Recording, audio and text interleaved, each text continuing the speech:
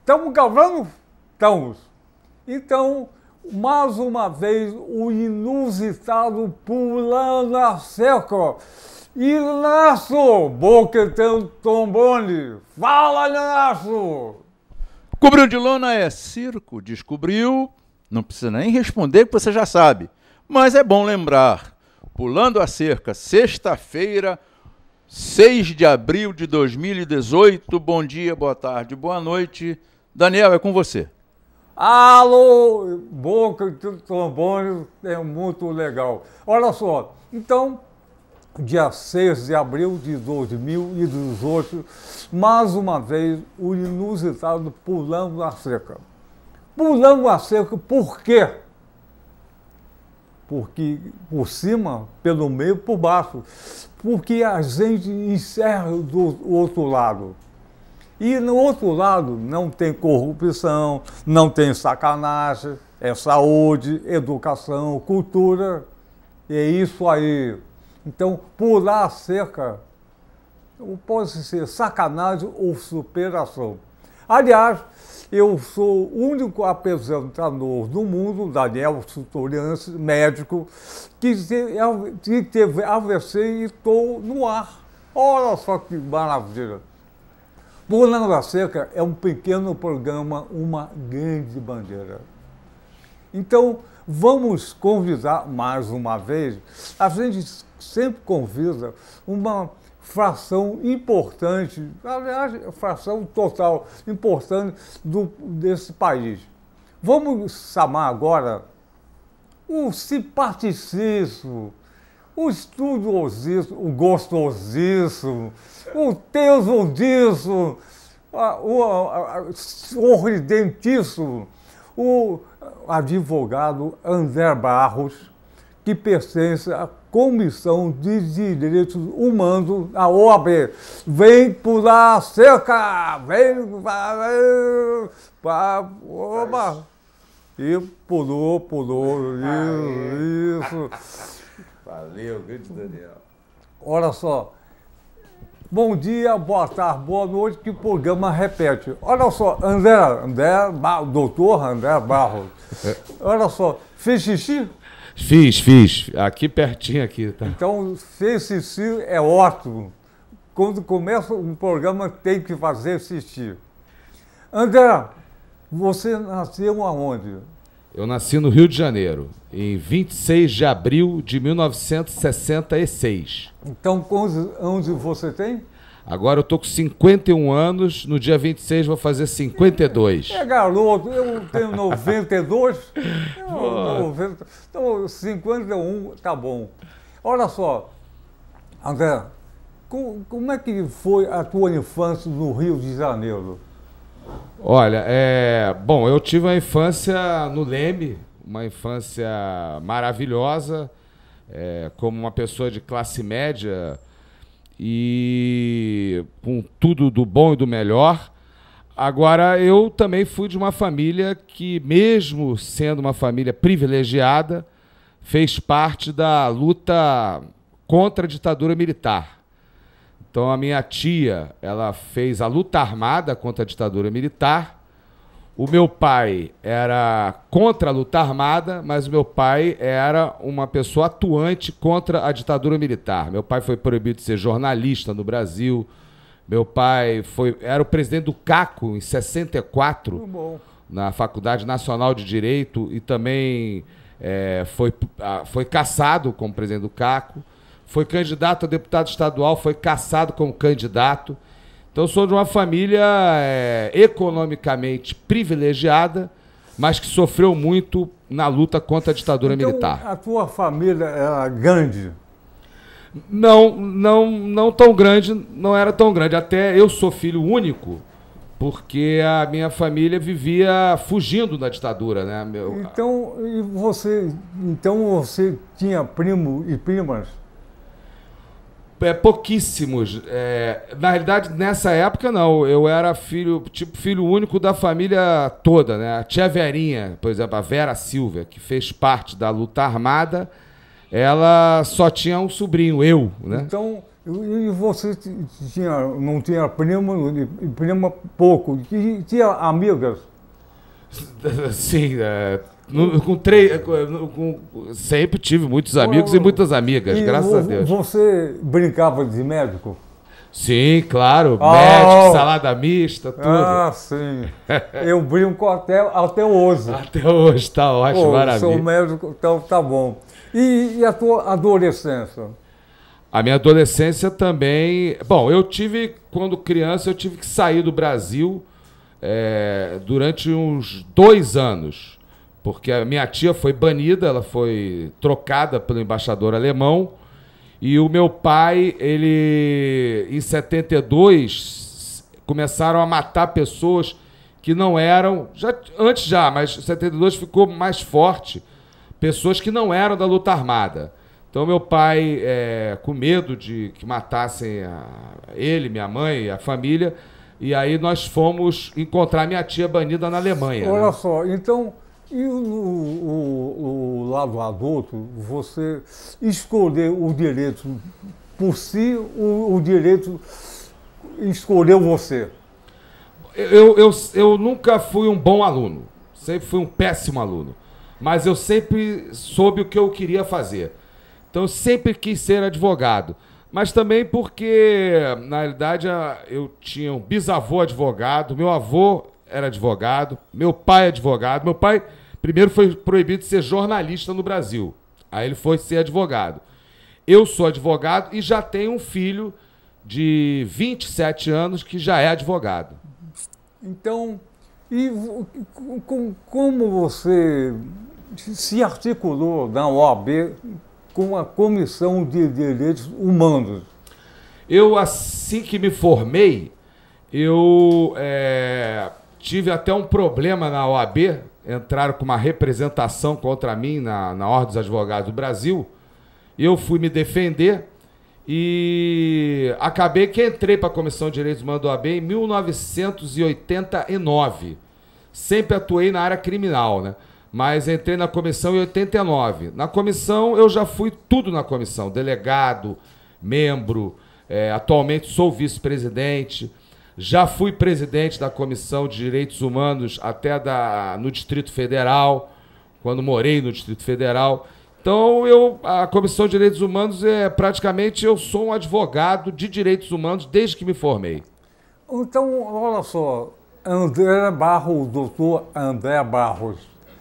Vamos falar sobre a segurança pública aqui no Rio, no Brasil. Como é que você vê essa segurança pública?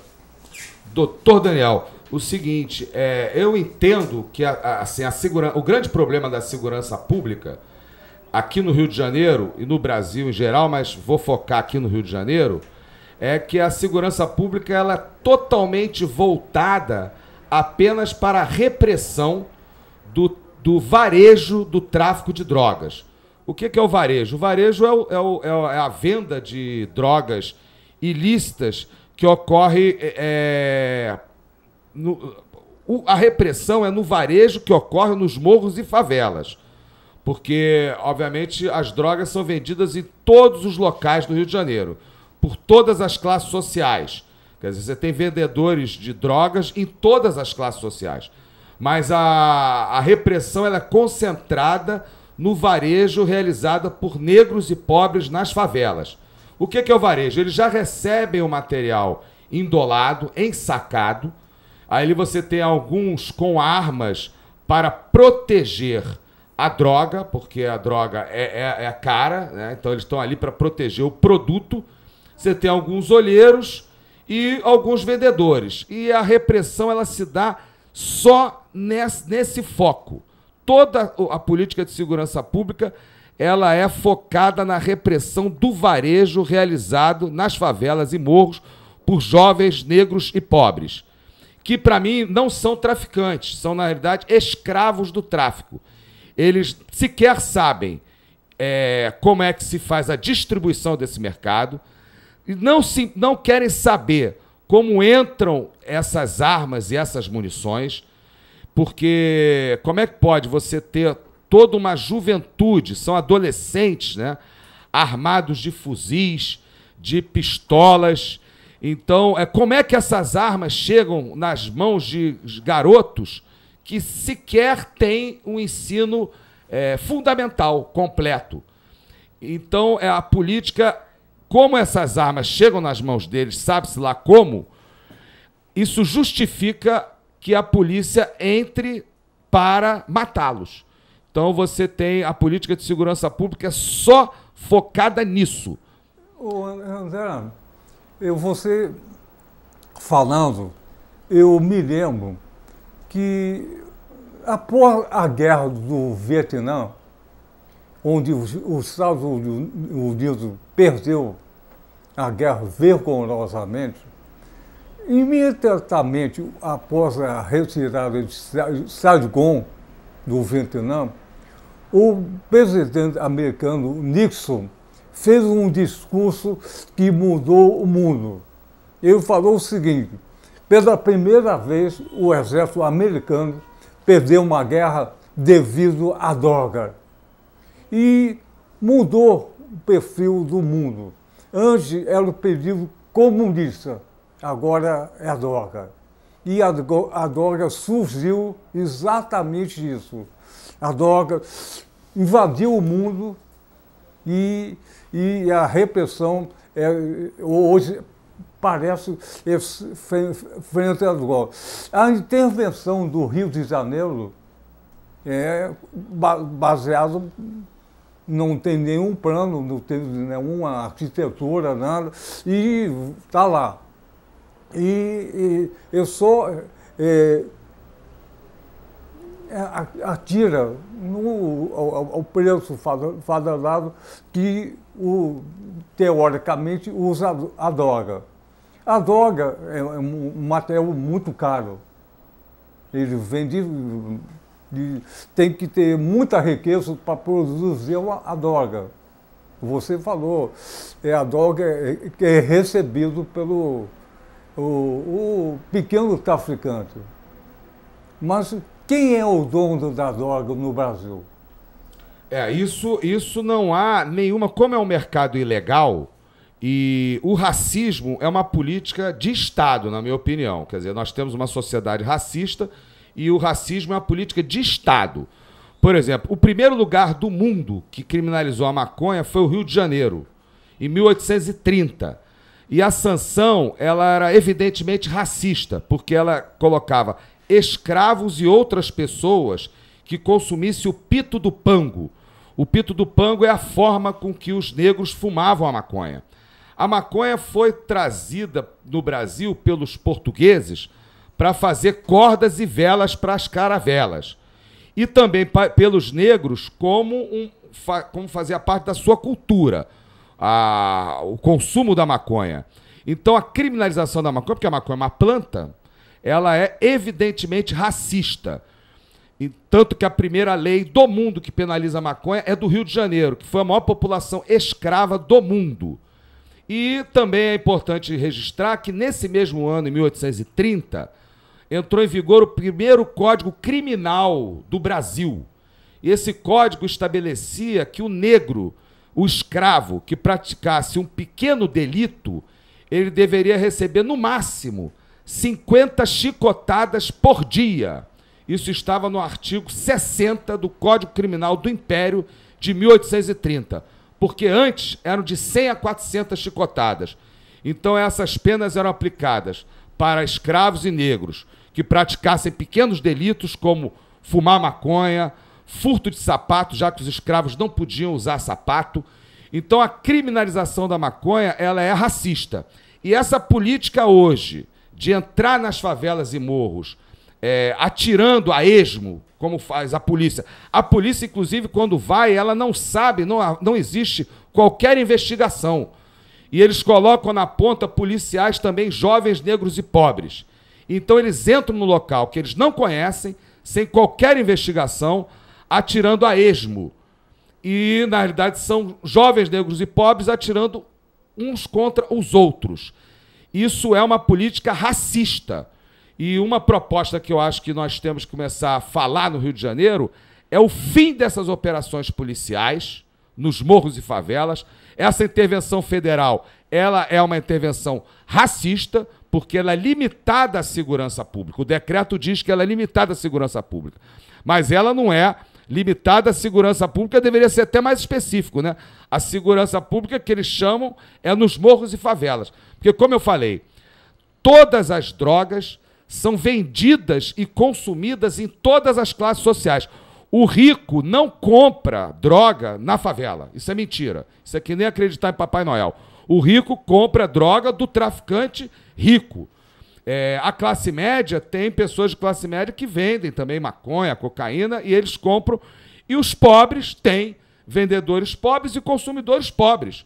E é um mercado milionário. Milionário. Quer dizer, a maconha, por exemplo, ela basta ter a semente, a terra, a água e o sol, e a semente foi Deus que criou, inclusive, né? Tudo, né? Então a maconha é muito barata. A produção da maconha é muito barata. Mas é a ilegalidade que torna esse produto um produto caro. E aí, como é um produto caro, é ele que sustenta esse mercado de compra e venda de armas e munições.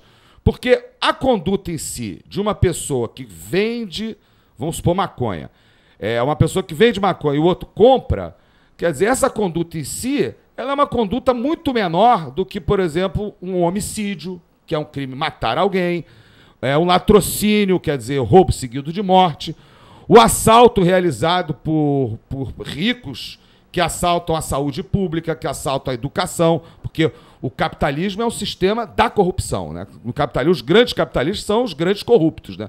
O capitalismo é um sistema de corrupção. Então, esses crimes são muito mais graves que uma pessoa que quer comprar e outra que quer vender uma droga. Então, essa conduta, ela é considerada a mais grave, a mais perseguida, mas só que existem crimes mais graves. O homicídio no Rio de Janeiro, apenas 10% de casos de homicídios vão a julgamento. O homicídio é um crime que é colocado em segundo plano. Então, toda a segurança está focada na repressão nas favelas. Quer dizer, é uma política racista. Nós temos que, no Rio de Janeiro, parar com essas operações policiais. Nós queremos saber quais são os responsáveis por esse mercado de compra e venda de armas e munições. Nós temos no Brasil a Taurus, nós temos a Imbel. Como é que essas 9mm da Taurus param nas mãos de adolescentes e jovens assim, em quantidade impressionante? Como é que isso vai parar nas mãos deles? E ainda querem legalizar a venda, compra e venda de arma e munição. A coisa mais interessante, como é que pode uma pessoa que tem uma arma, a arma dele é roubada? Então, pô, a arma não adianta nada, né? O cara tem uma arma e a arma é roubada. São milhares de armas rolando na mão de jovens e negros e pobres para justificar essa política racista de segurança pública para cima dos jovens negros e pobres. Então, a gente tem que combater esse mercado de compra e venda de armas e munições. Nós temos que acabar com essas operações policiais e nós temos que ter uma política seríssima de melhoria da educação no Rio de Janeiro. Porque, obviamente, se um adolescente tem uma boa escola, se uma escola que tem uma boa merenda, né, uma boa comida, uma escola de estrutura, ele vai pensar, ele vai querer ficar ali, né, vai querer ficar naquela escola. Mas as escolas públicas são colocadas em 10º plano. E essa juventude toda, sem o ensino fundamental, como jovens e negros, não tem emprego também, eles são assediados, obviamente, pelo mercado ilegal da venda de drogas. Então, tudo isso precisa ser repensado para nós tirarmos essa juventude negra e pobre desse mercado de armas. Eu acho que até a questão principal de ter que começar com tudo isso e temos que começar a colocar na discussão da segurança pública a legalização da maconha. A gente tem as pessoas têm que discutir isso. Não é só a legalização do consumo da maconha, a legalização da venda da maconha. Porque você estava falando dos Estados Unidos. Os Estados Unidos, hoje, no mundo, é o país que mais produz maconha, é o país que está vendendo maconha adoidado, é um mercado de milhões. Já existem empresas nos Estados Unidos que vendem maconha e essas empresas estão em bolsa de valores. E nós aqui no Rio de Janeiro, assistindo essa verdadeira farsa de milhares de pessoas que são assassinadas por arma de fogo. O Brasil são 60 mil mortes por ano. É mais com uma guerra, né? Por exemplo, no México, quando eles colocaram o exército no México para combater o tráfico de drogas, morriam 9 mil por ano. Quando eles colocaram, passou para 20 mil. Aqui eles estão colocando há algum tempo, mas não tanto tempo como o México, e aqui já tem 60 mil. Quer dizer, como é que aqui vai piorar? E a gente está vendo com essa intervenção federal que está piorando. Então a gente tem que começar a dizer o seguinte: enquanto todo mundo achar que só existe a política de segurança pública, só existe a possibilidade de repressão para cima dos negros e pobres, enquanto as pessoas acharem isso, que isso é a única forma, a militarização da polícia, a repressão contra jovens negros e pobres, a violência só vai aumentar. A gente tem que começar a colocar nos debates de todo o estado do Rio de Janeiro, nos bares, a legalização da maconha como um passo inicial, imediato, para reduzir o poder desse mercado de compra e venda de armas e munições. Porque o que sustenta esse mercado de compra e venda de armas e munições é exatamente a ilegalidade. A ilegalidade. E acho que a maconha poderia ser vendida, como nos Estados Unidos, legalmente, nos morros e favelas do Rio de Janeiro. E esses milhões poderiam ser revertidos, inclusive, para a falta absoluta e total de saneamento básico nesses locais. André, eu vou perguntar a você qual é o inverso de justiça. Certamente as pessoas vão colocar inverso de justiça, injustiça. Não, injustiça é perversidade.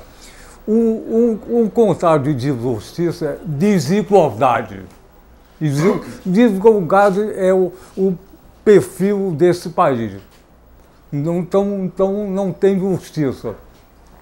Eu vou perguntar a você como é que fez a Marcha da Maconha. Bom, eu sou, inclusive, conhecido como advogado da Marcha da Maconha. A Marcha da Maconha, você não podia falar a palavra maconha. Verdade. Porque aí eles prendiam por apologia. Em 2009, uma coisa articulada entre o Ministério Público e o Judiciário, em 10 plantões judiciais pelo Brasil, eles proibiram 10 marchas da maconha no Brasil. Você chegava sábado lá, já tinha uma ordem judicial. Então eu fui, inclusive, eu e o advogado Gerardo Xavier Santiago, eu como advogado, ele também, nós fizemos uma representação. O Renato Cinco, que atualmente é vereador do Rio de Janeiro, assinou também essa representação. E nós fizemos uma representação contra todos esses juízes, dizendo que eles estavam violando a Constituição. E nós ganhamos no Supremo Tribunal Federal por 9-0 e 8-0. A Marcha da Maconha é o único movimento social no Brasil garantido por 2 decisões do Supremo Tribunal Federal. A partir daí é que se começou a falar sobre maconha no Brasil. E agora o que eu acho que a gente tem um novo desafio, que é o seguinte, é colocar o debate da legalização da maconha na questão da segurança pública. Tem que ser o papo de tudo que é boteco no Rio de Janeiro. Não é que isso vai resolver, mas seria uma medida imediata para reduzir o poder de financiamento desse mercado de armas e munições que nós temos no Rio de Janeiro. Agora, sob justiça, quero falar o seguinte: no Brasil, não existe... o sistema no Brasil não é um sistema de justiça, não é um sistema propriamente acusatório, é um sistema condenatório. Por quê? Porque os juízes ficam... Como é que é a posição das pessoas nos julgamentos do Brasil? O promotor, que é quem acusa, que é o dever de acusar é do promotor, o promotor fica do lado do juiz. E o advogado fica lá embaixo. Quer dizer, enquanto o advogado está fazendo a defesa, está o juiz e o promotor ali cochichando o tempo inteiro. Quer dizer, quem acusa fica do lado de quem julga. E essa proximidade, tem no interior, inclusive, às vezes eles até dividem a gasolina do carro, né? Quer dizer, no interior eles dividem até... Então é uma amizade, né? E eles ficam do lado, o promotor fica do lado de quem julga. E o advogado fica lá embaixo. Então a primeira coisa no Brasil para se falar de justiça é tirar o Ministério Público do lado do Judiciário. O Ministério Público tem um papel importantíssimo, porque na dúvida tem que acusar. O Ministério Público representa a sociedade, e a sociedade, obviamente, quer uma pessoa que há indícios de que essa pessoa praticou um crime, tem que ter o órgão de acusação, é o Ministério Público, só que ele não é quem vai decidir. Então o Ministério Público não pode ficar do lado do juiz, como é na justiça brasileira. A justiça brasileira é uma justiça, inclusive, antiquada, se fala em corte, aquela toga parece... isso tem no mundo inteiro, mas aquela toga parece uma coisa da monarquia. Quer dizer, isso é um resquício da monarquia, do poder, do absolutismo, de forma muito clara no Brasil. Então, acho isso, quer dizer, a gente tem que começar a tirar o Ministério Público do lado do Judiciário. André, só uma perguntinha, por favor. Nos anos 70 e 80, o overnight, né, quando a criminalidade estava em níveis satisfatórios legais, vamos dizer assim, o overnight era a grande forma de lucro dos grandes empresários e etc. Hoje, o overnight, como o overnight acabou, o overnight de hoje, do século XXI, é a droga? É o comércio da droga? Eu tô com sorte porque eu peguei o overnight, senão eu ia ficar sambado nessa pergunta. O overnight, realmente, você botava um dinheiro e ganhava juros altíssimos. Eu acho que todo o mercado da ilegalidade é um mercado que transita junto com o mercado da legalidade. Acho que interessa, obviamente, ao capital formal, legal, ter uma rota de fuga, às vezes com um problema financeiro, uma rota de fuga que é a ilegalidade. Então, a ilegalidade das drogas, a ilegalidade do jogo. O jogo do bicho, como é que pode o jogo do bicho ainda ser ilegal no Brasil e no Rio de Janeiro? A ilegalidade existe... Como a ilegalidade é um mercado fora da lei, então não há um estudo, não há um conhecimento desse mercado.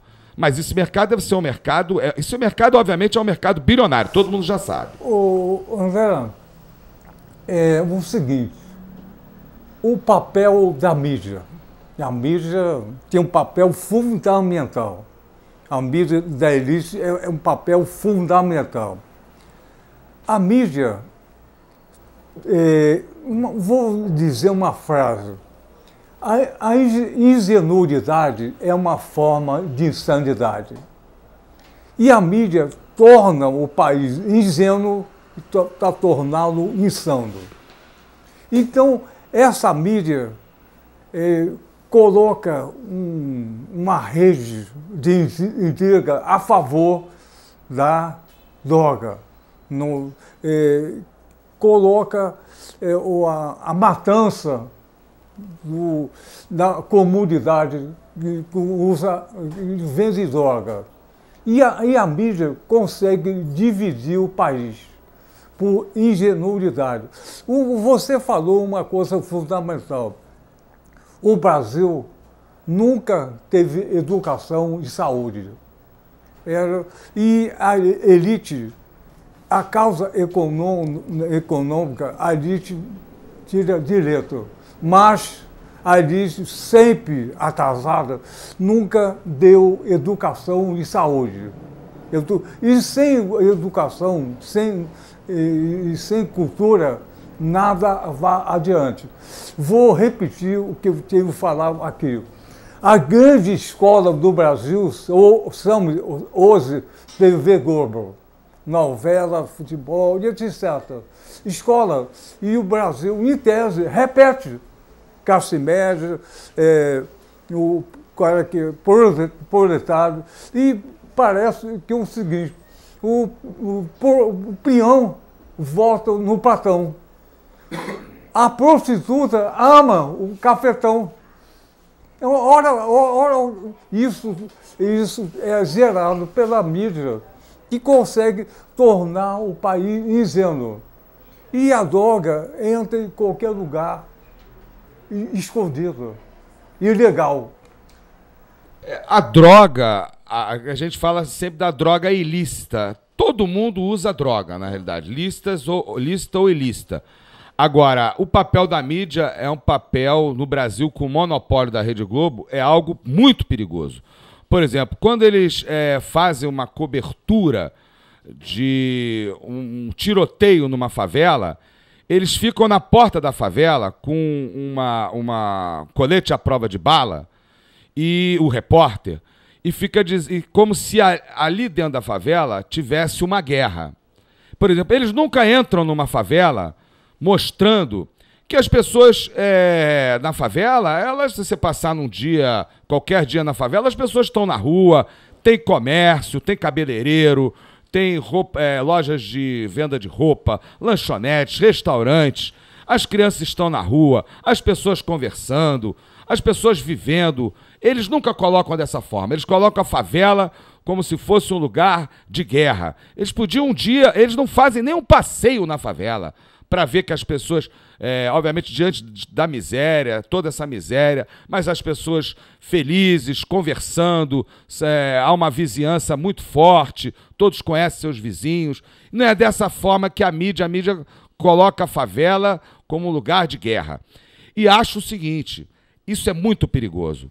Vejam só o que aconteceu no julgamento do Supremo Tribunal Federal do habeas corpus do Lula. Na véspera, o comandante do Exército Brasileiro coloca num Twitter uma mensagem ameaçando o Supremo Tribunal Federal. Até aí, Twitter dele, mas essa mensagem é lida em rede nacional pelo William Bonner no Jornal Nacional da Rede Globo. E isso não é jornalismo, ele não leu assim, criticando, questionando. Ele leu praticamente como se fosse um documento oficial.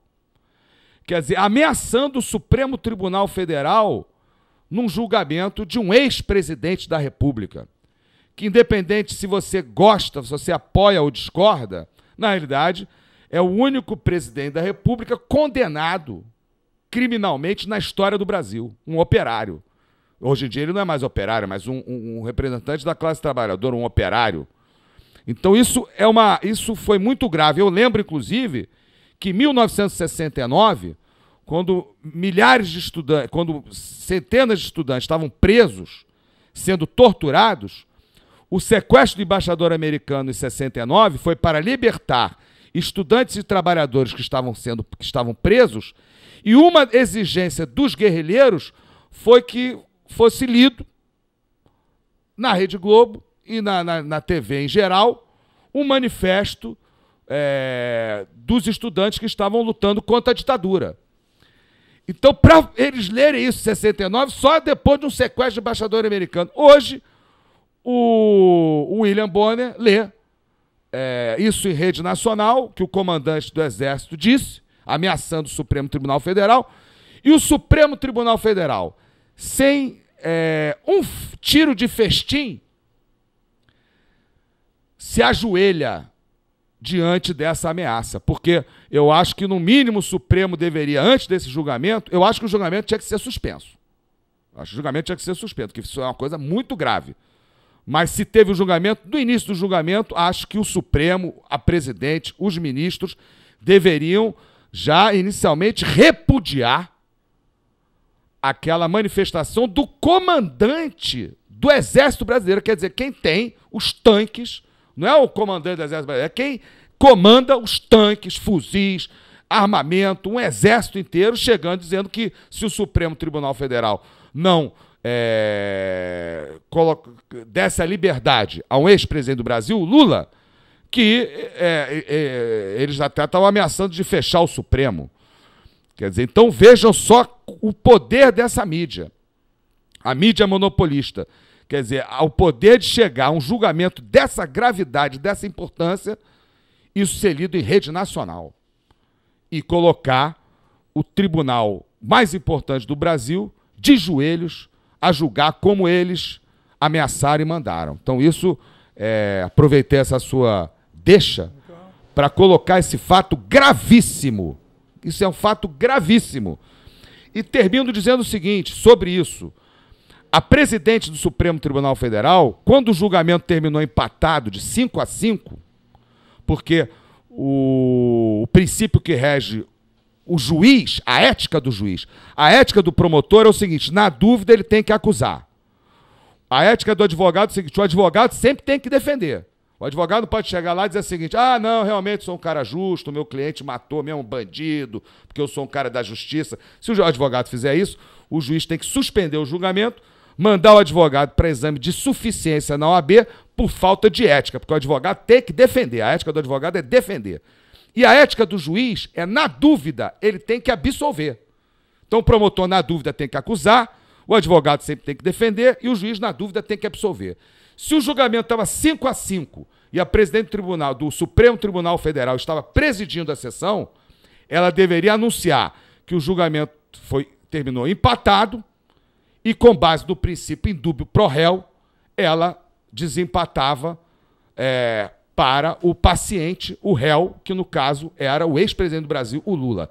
Então, mas ela fez questão de votar. Votar pela prisão, porque ali, na dúvida, ela tinha que votar pela liberdade, não pela prisão. Ela fez questão de votar pela prisão, porque, sem dúvida nenhuma, ela também estava com medo da ameaça do comandante das Forças Armadas do Brasil.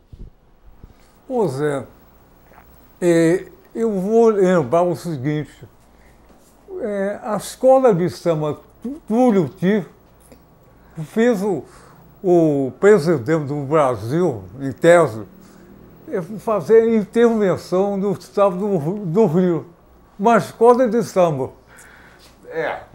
Bom, o samba é magnífico. Oh, o samba do Macir Luz, samba magnífico, né?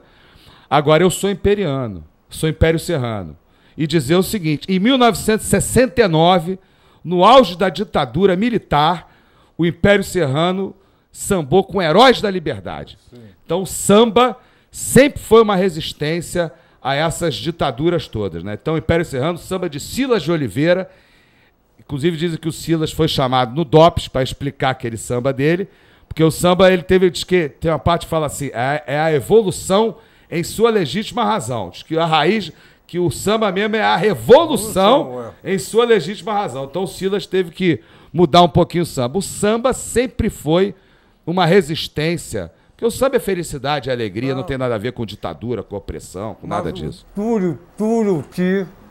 O Paraíso do Tuiuti. Paraíso do Tuiuti. E fez Foi sensacional. Foram 3 sambas esse ano. O Paraíso do Tuiuti, realmente, eu achei o mais bonito. A Mangueira também fez um samba pesado contra... E a Beija-Flor também. Os 3 foram 3 sambas. A Mangueira fez um samba também muito forte. Então, o samba conseguiu a ditadura, na sua forma metafórica, intervenção no estado do Rio. Se não fosse a Tuiuti, o Vampirão não fazia uma intervenção.